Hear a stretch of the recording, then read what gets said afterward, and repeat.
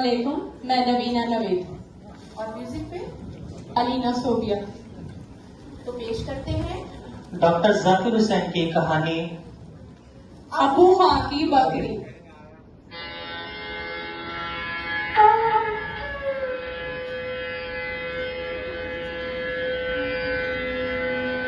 हिमालय के पहाड़ पर अल्मोड़ा नाम की एक बस्ती है। उस बस्ती में एक बड़े मियाँ रहते थे। उनका नाम था अबू खां। अबू खां को बकरियां पालने का बड़ा शौक था। कल्लू, गुजरी, मगलिया उनके नाम रखते, दिन भर उन्हें चराते और शाम को घर में लाकर बांध देते। अबू गरीब थे, बड़े ही बदनसीब थे। उनकी बकरियां कभी ना कभी रस्सी तुड़ाकर पहाड़ पर भाग जाती थी। पहाड़ पर एक भेड़िया रहता था, वो उन्हें खा जाता था। मगर अजीब बात है, न अबू खां का प्यार, न शाम के दाने का लालच और न भेड़िए का डर उन्हें पहाड़ पर जाने से कोई नहीं रोक सकता था। हो सकता है ये पहाड़ी जानवर अपनी आजादी किसी कीमत पर बेचना ना चाहते हो। और जब भी कोई बकरी भाग जाती, अबू खां सर पकड़ लेते। हरी हरी घास में इनको खिलाता हूँ, शाम को दाना भी देता हूँ, मगर ये कमबख्त नहीं ठहरती और पहाड़ में जाकर अपना खून भेड़िए को खिलाना पसंद करती है। हर बार यही सोचते कि अब से बकरी ना पालूंगा, मगर अकेलापन बुरी चीज है। फिर कहीं से एक दो बकरियां पकड़ लाते। इस बार वे जो बकरी खरीद कर लाए वो बहुत सुंदर थी। इस बार कम उम्र बकरी लूंगा तो शायद हिल जाए, और जब उसको शुरू से अच्छे अच्छे चारे और दाने की आदत पड़ जाएगी तो फिर पहाड़ का रुख न करेगी। बकरी के बाल सफेद थे और उसके काले काले सींग तो बहुत सुंदर और सीधी इतनी कि बच्चा भी उसको दूले।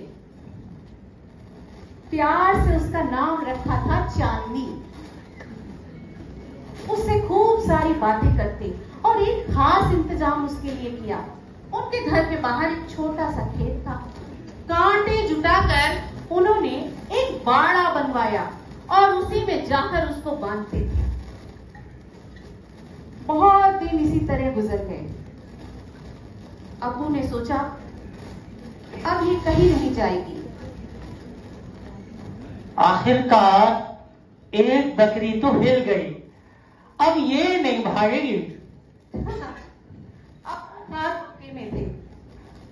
आजादी की इच्छा इतनी आसानी से मन से नहीं जाती। आजादी की इच्छा इतनी आसानी से मन से नहीं जाती। चांदनी पहाड़ की ख्वाबा को कभी भूल नहीं सकी। उसने मन ही मन सोचा, वहां की हवा और यहाँ की हवा का क्या मुकाबला। फिर वहां उछलना, कूदना, ठोकरे खाना और यहाँ हर वक्त बंद के रहना। मन में इस विचार के आने के बाद चांदनी अब पहले जैसी चांदनी नहीं रही। न खाने को दाना अच्छा लगता, न पीने के पानी में मजा आता। अजीब सी दर्द भरी आवाज में मैं चिल्लाती रहती। अबू खां समझ गए, हो न हो कोई बात जरूर है, लेकिन ये समझ नहीं आता कि आखिर क्या है। एक दिन अबू खां दूध दूध चुके।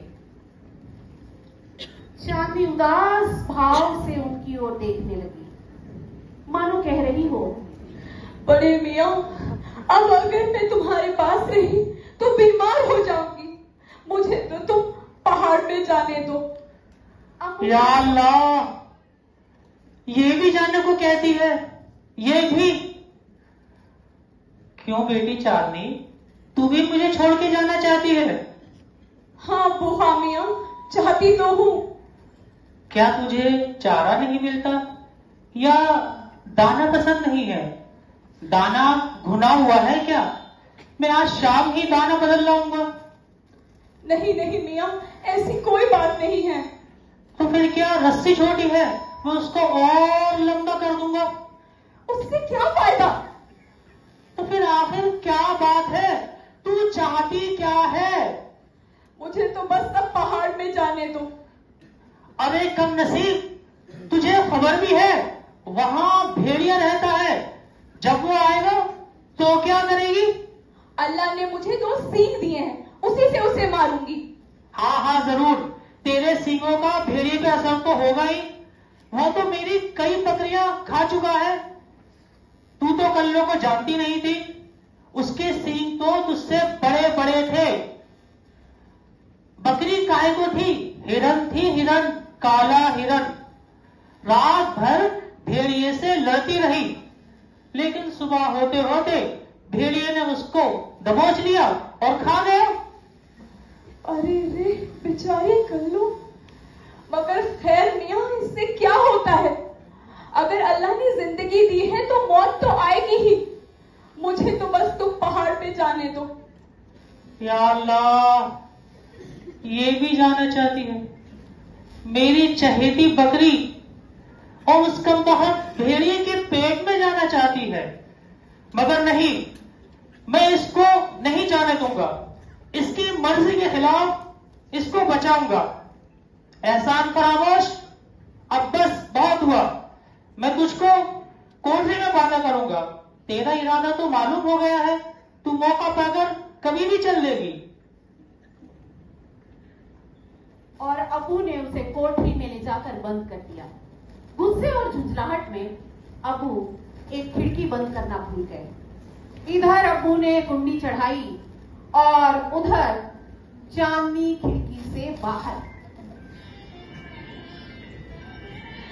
यहाँ की खुशबू, ये पेड़, ये चट्टाने, इनका तो क्या ही मुकाबला। चांदनी पहाड़ पर पहुंची तो उसकी खुशी का क्या पूछना।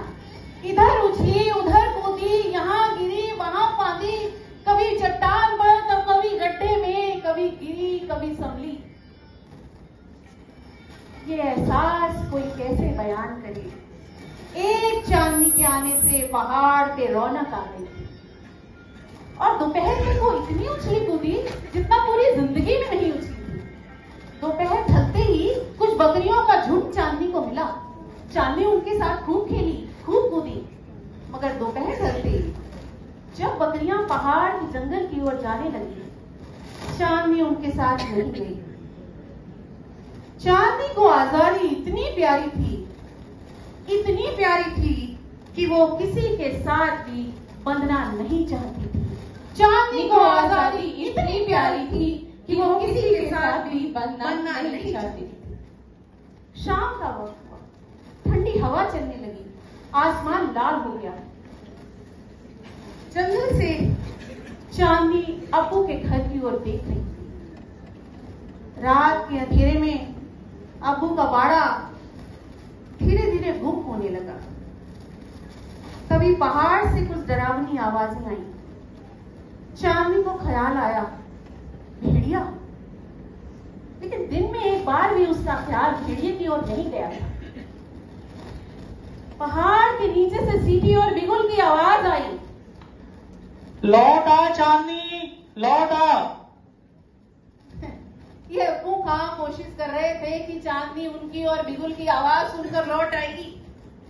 वैसे सोचा चांदनी ने भी, क्या मैं लौट जाऊं? लेकिन फिर वही रस्सी, वही खूंटा, वही कांटों का घेरा। नहीं, ऐसी जिंदगी से तो मौत बेहतर। सीटी और बिगुल की आवाज बंद हो गई। जंगल से पत्तों की खड़खड़ाहट सुनाई दी। चांदनी ने देखा 2 कान सीधे खड़े हुए और 2 लाल आंखें भेड़िए भेड़िया अपनी लाल लाल जीभ अपनी नीली नीले होठों पर फेर रहा था। लेकिन भेड़िया को कोई जल्दी नहीं थी। बकरी है, जाएगी कहां? चांदनी ने सोचा, क्या मैं इससे लड़ सकती हूँ? लेकिन एक भेड़िए और एक बकरी की लड़ाई में जीत तो हमेशा भेड़िए की ही हुई है। उसके नोकीले दांत और तेज पंजों के सामने मैं क्या हूं? मगर जिस आजादी के लिए मैं सब कुछ छोड़कर यहां तक आई हूं, इतनी आसानी से उसे मैं कैसे जाने दूं? नहीं, मुकाबला जरूरी है। बिना लड़े हार मानना कायरता है। बिना लड़े हार मानना कायरता है। बिना लड़े हार मानना कायरता है। चांदनी ने सिर नीचा किया, सींग आगे किए, पैंतरा बदला और हमला किया। तकिट टिकिट तकिट तकिट टिकिट तकिट धा धा धा।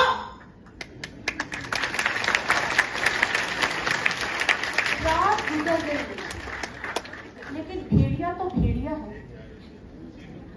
चांदनी की ताकत कम होने लगी। चांदनी ने फिर से दुगनी ताकत उठाई। एक बार फिर से उठी और भेड़िए पर हमला किया। तधा तधा तधा। चांदनी जीत गई। इस लड़ाई को पेड़ पर बैठी चिड़िया देख रही थी। बहुत सी चिड़ियों में बहस हुई और बहुत सी चिड़ियों ने कहा, कौन जीता? भेड़िया जीता, भेड़िया जीता। बहुत सी चिड़ियों ने कहा, लेकिन एक बूढ़ी चिड़िया बोली, चांदनी जीती। चांदनी जीती। चांदनी जीती। दूसरी बूढ़ी चिड़िया बोली, चांदनी जीती। धन्यवाद। शुक्रिया।